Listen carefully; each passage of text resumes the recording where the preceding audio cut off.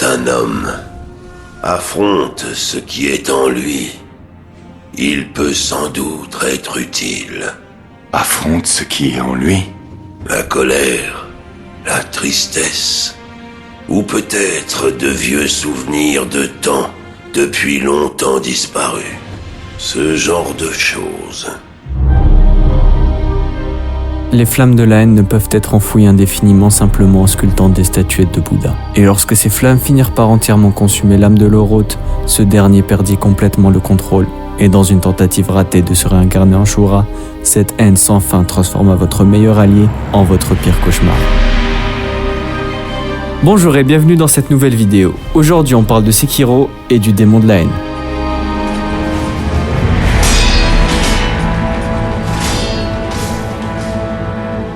Ancien shinobi surnommé l'orang-outan, le sculpteur apparaît d'abord comme un personnage des plus mystérieux. Passant ses journées à sculpter des statues représentant Bouddha dans l'espoir de calmer toute la haine et la rancœur qu'il a en lui. Et malgré son apparence laissant penser à un vieil ermite vivant reclus au fond du temple oublié, il aidera Lo à de nombreuses reprises dans sa quête pour aider Kuro, l'héritier divin. Avant tout, en vous sauvant la vie et en vous ramenant auprès de lui après votre défaite contre Genichiro, qui vous avait laissé pour mort avec un bras en moins. Mais par-dessus tout, en vous livrant le croc de Shinobi, l'héritage de Dogen, puis en adaptant pour vous tous les outils que vous pourrez trouver au cours de votre aventure. Bien que le passé de ce personnage comporte énormément de zones d'ombre, il est toutefois possible d'en apprendre un peu plus en lui apportant du saké et de l'alcool de singe. De l'alcool de singe, hein?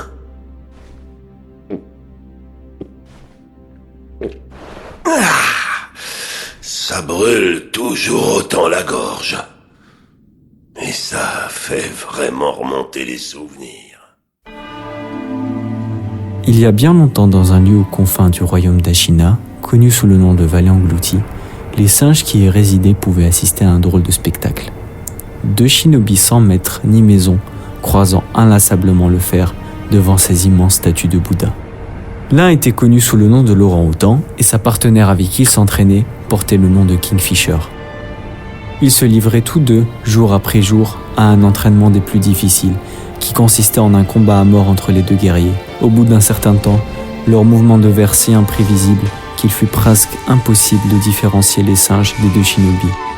Aujourd'hui disparu, tout ce qu'il nous reste de Kingfisher, c'est un outil de prothèse, le doigt fin, retrouvé dans l'estomac du singe gardien, après votre victoire contre lui dans la vallée engloutie. Le doigt d'une jeune femme, partiellement digéré, ainsi qu'un anneau, l'anneau du mécontent, qui a été dérobé par un guerrier Shishimen sur le cadavre du singe sans tête dans sa tanière après votre second affrontement contre la bête. Il est donc facile d'imaginer le tragique destin de l'ancienne partenaire d'entraînement du sculpteur dévoré par le singe gardien. À noter qu'il est tout à fait possible qu'elle ait simplement perdu son bras lors d'un affrontement contre le singe gardien. Ça ne serait ni la première personne à perdre un bras, ni le premier personnage à revenir d'entre les morts dans ce jeu. C'est une belle théorie, mais qui malheureusement ne mène à rien, car il n'y a pour l'instant aucun personnage connu dans le monde de Sekiro qui pourrait correspondre à Kingfisher. Enfin bref, trêve de spéculation, revenons-en à notre histoire et à notre shinobi, l'orang-outan. Des années passèrent, et une guerre sanglante éclata. Et bien qu'il n'avait pas de maître, il combattit durant cette guerre aux côtés d'Ishin Ashina. Vu l'entraînement que le shinobi avait reçu, nul doute qu'il fut un allié de poids pour le seigneur Ishin, et qu'il écrasait la plupart de ses adversaires avec une grande facilité.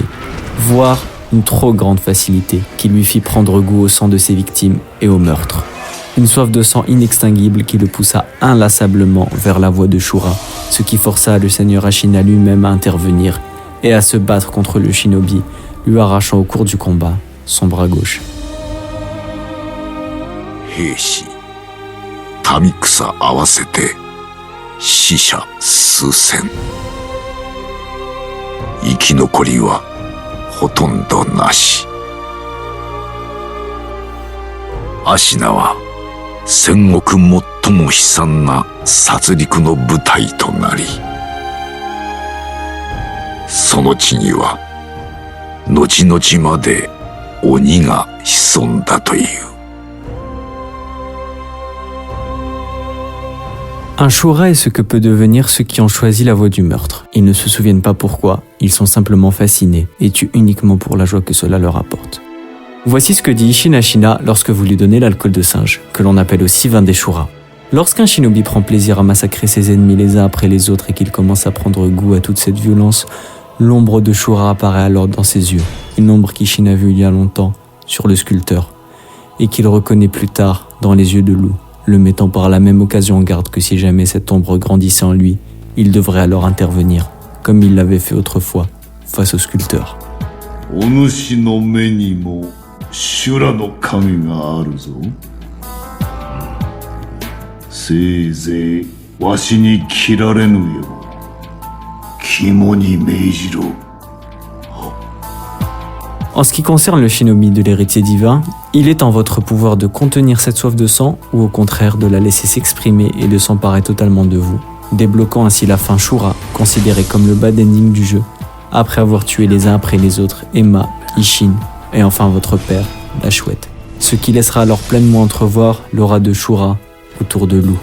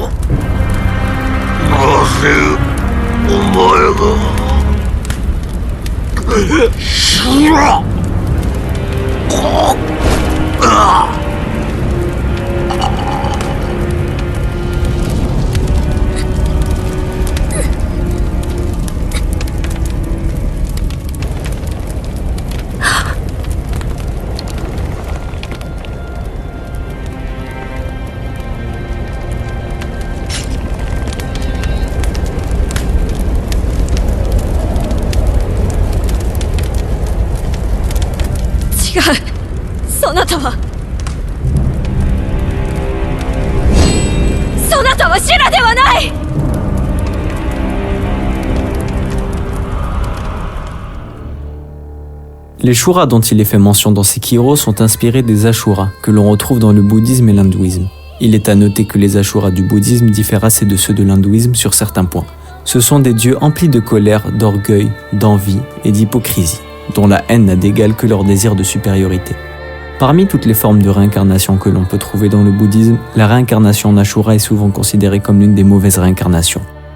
Dans la mythologie hindouiste, les Ashura sont des créatures démoniaques opposées aux dieux, dont la puissance n'a d'égal que la soif de destruction qui les habite, nécessitant même parfois l'intervention des dieux primordiaux tels que Shiva.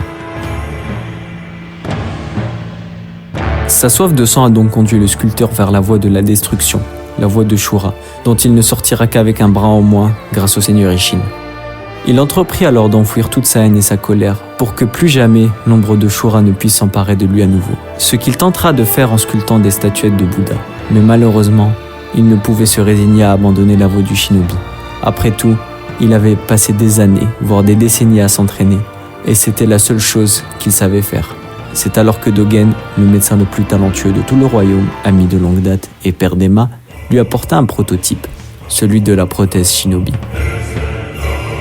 Avec ce nouvel outil en main, il s'entraîna sans relâche afin de pouvoir la maîtriser, tout en élaborant avec Dogen des améliorations, des modifications et de nouveaux outils adaptés, jusqu'à ce que le prototype apporté par le médecin devint le croc de shinobi que l'on connaît aujourd'hui, et toutes les techniques du sculpteur avec ce croc dans un texte, le texte ésotérique Prothèse, un livre secret qui détaille diverses techniques à utiliser avec la prothèse shinobi, écrit par un homme qui a abandonné la voie des shinobi, mais a continué ses recherches.